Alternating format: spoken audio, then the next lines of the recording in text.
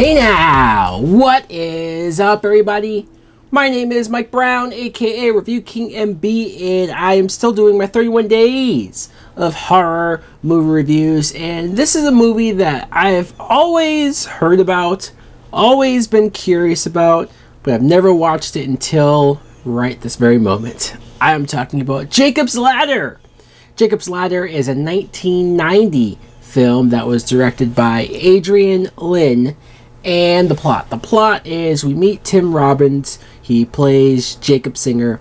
He's this guy who at the very beginning you see that he was in the Vietnam War, and some crazy messed up ish happened to him and his colleagues in the war. Just horrible stuff that's even kind of hard to explain.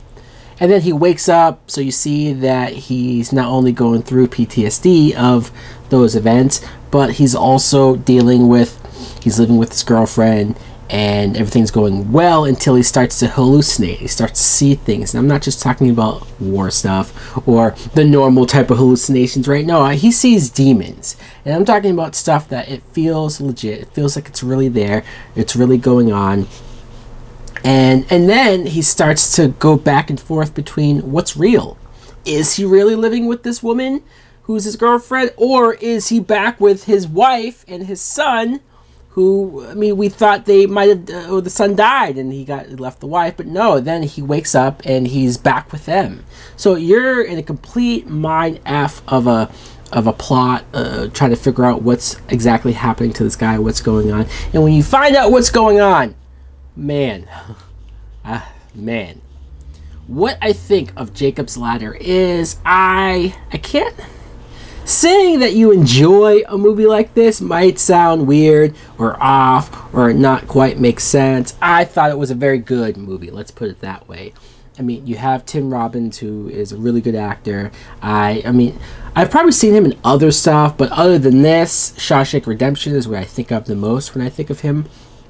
So seeing him in a movie where he's having to go through a lot of messed up things, he's having to portray losing his mind, but not being so erratic that he's unlikable. No, he's just a guy who, he's having trouble. So much issues, so much trouble. He doesn't know who to trust, doesn't know what's real, doesn't know what's going on. He's on a mission to figure out what's going on, but he's also, you know, the scenes when he's shaking and in bed and sick and he thinks he's dying, they're having to throw him in the water and put ice all over him and he's freaking out over it. You're in those moments, you're in those scenes, and you're just as clueless as to what the hell is going on with this poor guy. Some of the flashes of like him in the war, that was really intense.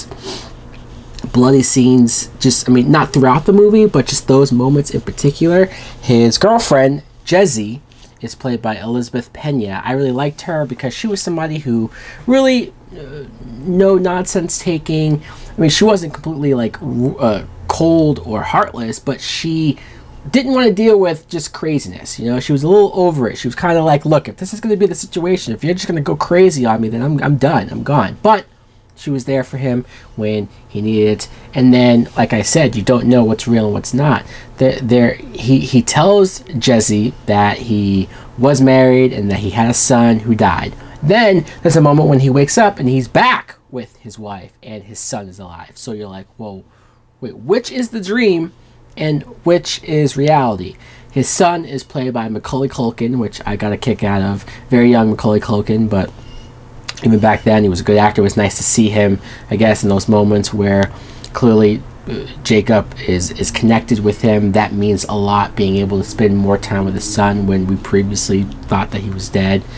And then other actors, Jason Alexander, small part. Ving Rhames, small part, but I just kind of got a kick out of seeing them in these moments, instantly recognizable. And this movie was a trip, man. I don't know how much I want to reveal as far as why these visions are happening, what exactly happened to him, what is happening to him.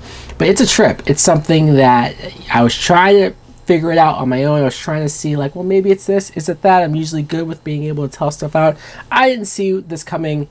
This turn made me think a lot about how messed up some of the stuff is. How if I'm gonna take this seriously, that it could be based off of something that really happened but was never confirmed, never actually proven. So we're just making a movie to run with it.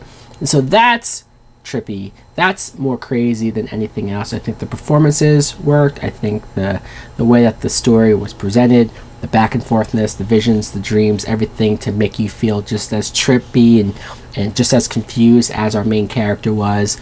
I thought this movie had some dark images, some creepy images, still things I'm thinking about right now as we speak, of like whoosh, giving me the heebie-jeebies. And so yeah, this movie is up there as far as something that lived up to what I've heard about it, as far as something that did creep me out, it did make me think, did have me appreciate the filmmaking and storytelling that was put into it. Jacob's Ladder, definitely something that I would recommend if you haven't already seen it. Anyways, guys, let me know in the comments below if you too have seen Jacob's Ladder, the original. What do you think of it? Do you like it? Do you love it? Is it something that maybe you didn't like? Maybe it was too creepy, too intense? Is it not on your radar? Have you never heard of it? Thanks for watching. Like, comment, subscribe. Later! You got me walking on broken glass, kicking down the door with a Jason mask, with a dead dumb machete, but you motherfuckers know it's heavy. Anytime you're ready, you can get you with a Bowie, setting up to blow me, but the bitch don't know.